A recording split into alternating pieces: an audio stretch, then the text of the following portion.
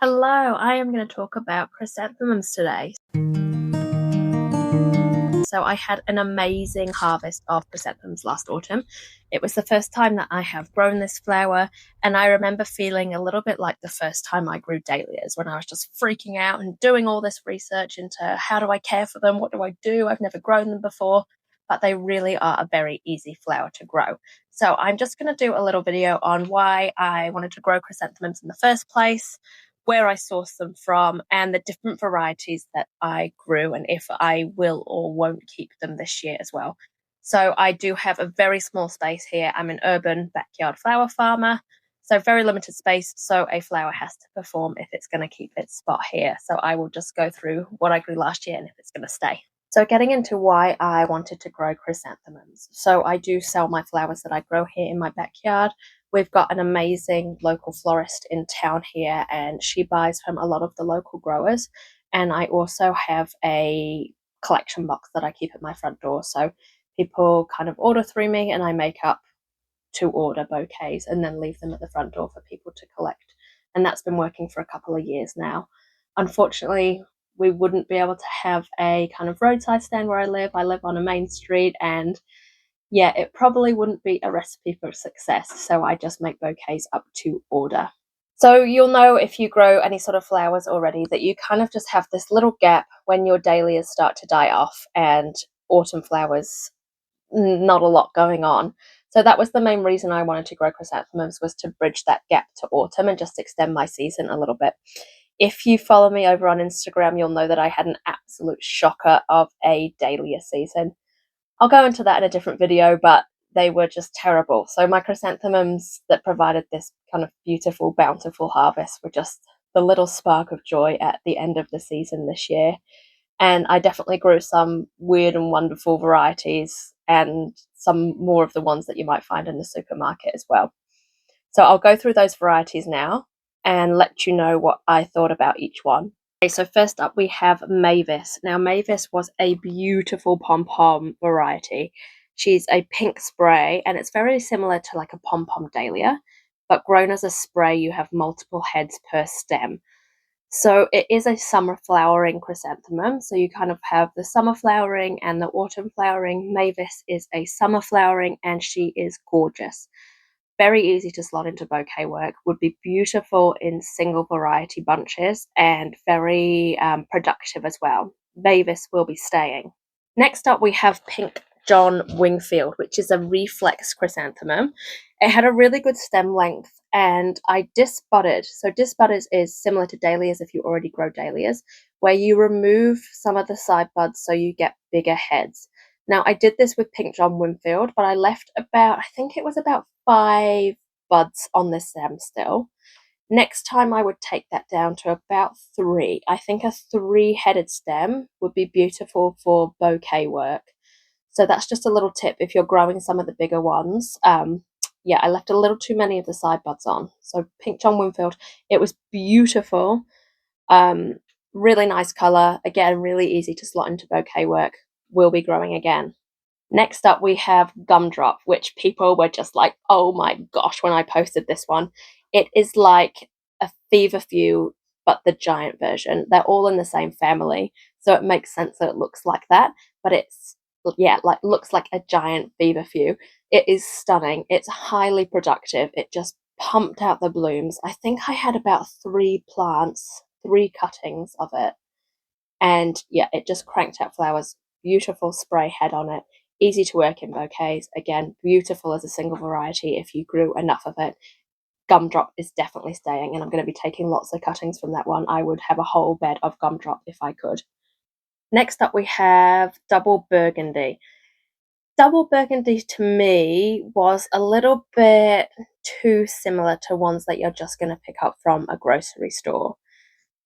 It was beautiful, and I love dark flowers. I love the deep burgundy color it had to it. It's kind of like dark, spirity dahlia. But it just wasn't super special. I'm going to keep a couple of plugs of it. I'm not going to go mad with it. The next one is Diana Stokes. Again, I love the dark color. I think you're either a fan of dark flowers or you're not. It's a bit like Marmite. I love this one. I can't see it being super popular kind of as a retail flower. It's a little bit more like you'd use it in floral design work for me. I'm lucky that the florist here, again, she loves all the weird and wonderful and really cool flowers. So I did sell a few through the local florist. Let me know what you think. Would you buy this kind of in just an everyday bouquet? I'm going to grow it again because I love it. Don't know if everybody will like it. Green satin. It's giving Lorex vibes. If you've seen I think it's the truffle trees they're called. My kids love reading and watching the Lorex. It is, yeah, definite Lorex vibes. Very cool. Lime green. Again, I think you're going to love it or you're going to hate it. I didn't find it got damaged by any rain, which I guess can happen with the lighter colours. I'm going to definitely grow it again. Dusky Queen. This was one of my favourites. Again, I don't know if it was my favourite just because it's a little bit quirky, a little bit funky.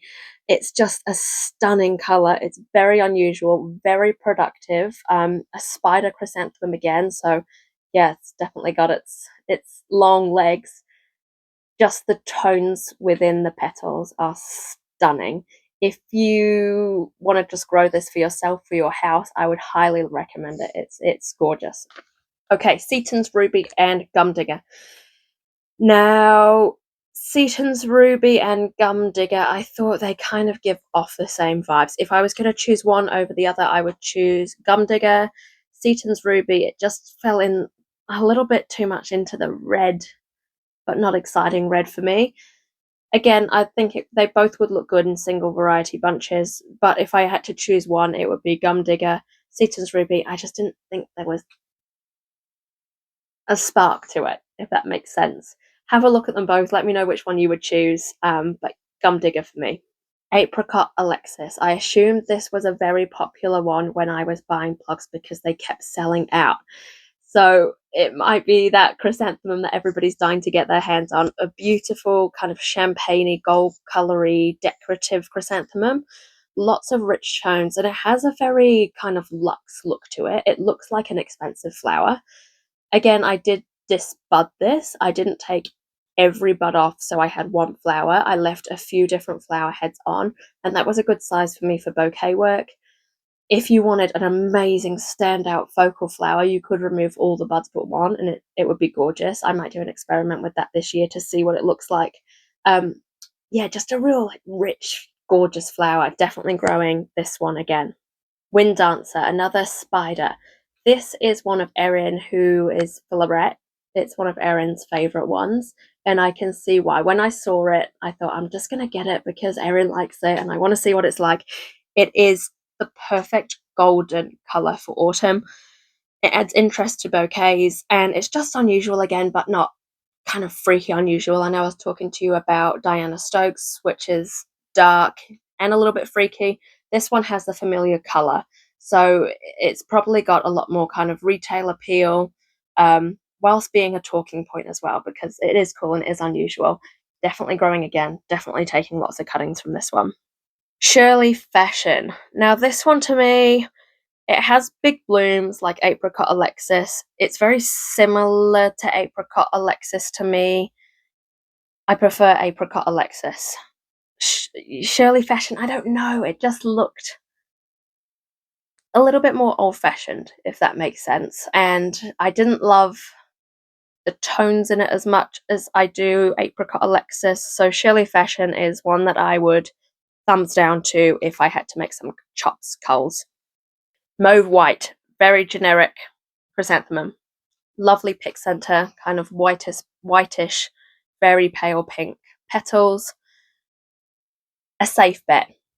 Very easy to slot into bouquets. Nobody's going to complain about it. Not a real talking point, not very exciting, but a great staple.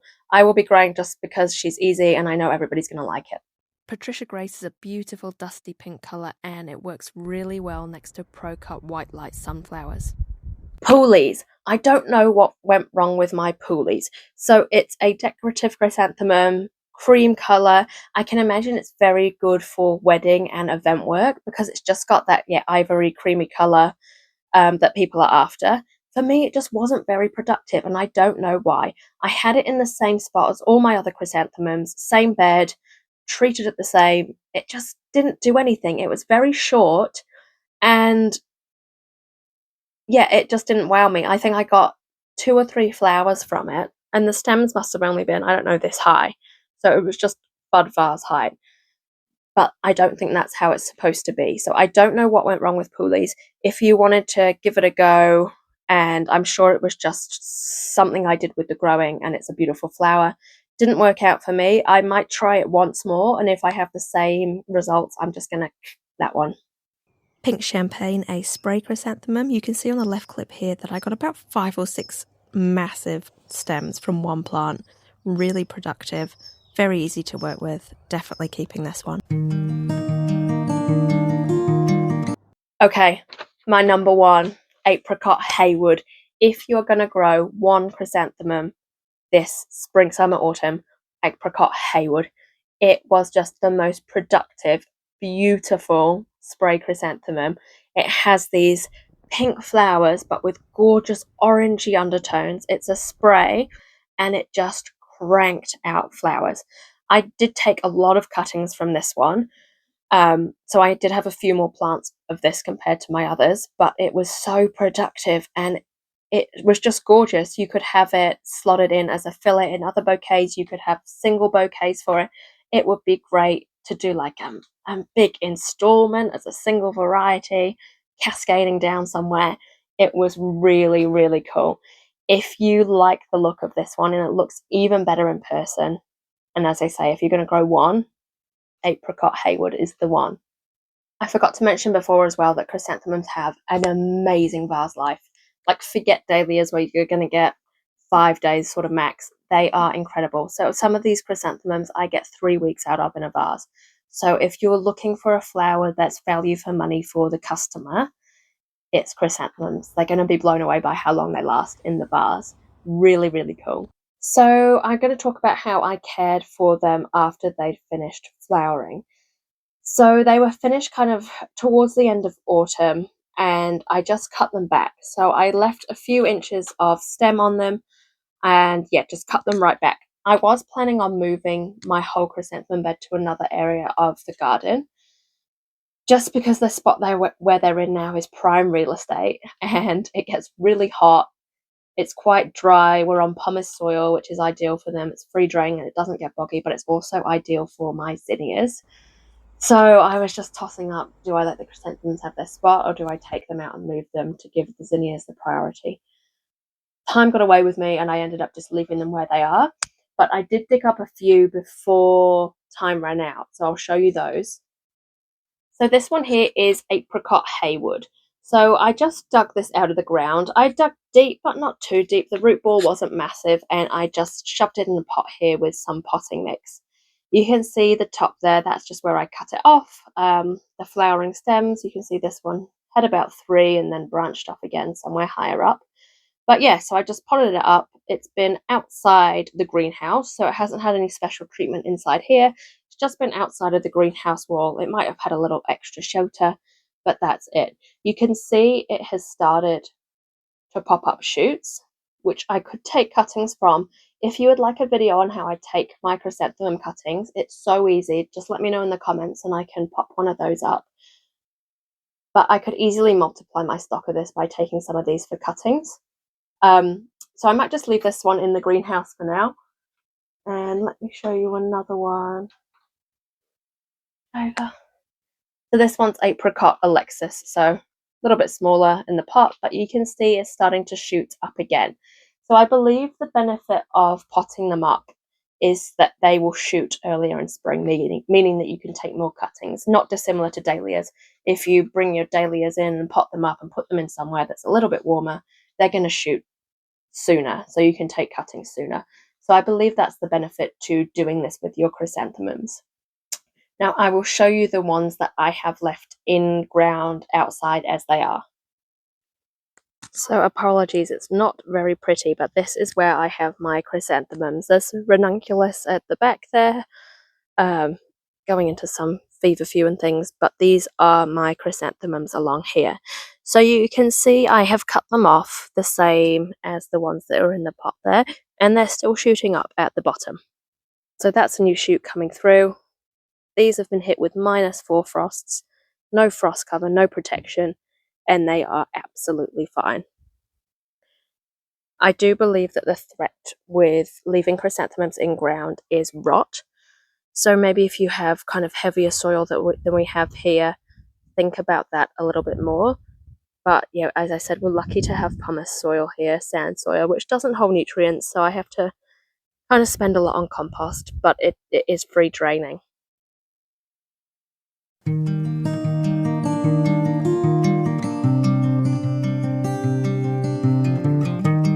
So I did have some more in a bed here, which this gets a lot of sun in the summer, but pretty much no sun kind of heading into autumn. It doesn't really get any direct sun now, and this bed did suffer a little bit more from rust than the other one. I think they just really would benefit from that full sun even in autumn. So I might dig up these ones and move them just to kind of prevent some of that early rust. I source my chrysanthemums from 2 separate places here in New Zealand. So I use Plant for Life Nursery and also Suntech Chrysanthemums. I found both suppliers incredible. I have emailed both suppliers queries that I had because it was my first time growing, and they got back to me straight away. Amazing advice. So if you are growing chrysanthemums for the first time, I recommend both Plant for Life Nursery and Suntech Chrysanthemums. So they arrive as plugs when you order them. So little tiny plants. And what I did was I potted them up initially, and then I took cuttings from them before I planted them out. So similar to kind of any plant that you pinch, if you take kind of the top inch off, you're going to get a branching plant. It's going to send out kind of multiple stems instead of just having one main stem. So I potted up pinched top from all of my plugs. So straight away I doubled the stock that I had, which was, yeah, amazing. Saved me a lot of money and double my chrysanthemum stock straight away. So you can do that if you wanted to. And then you can also take cuttings throughout the seasons as well.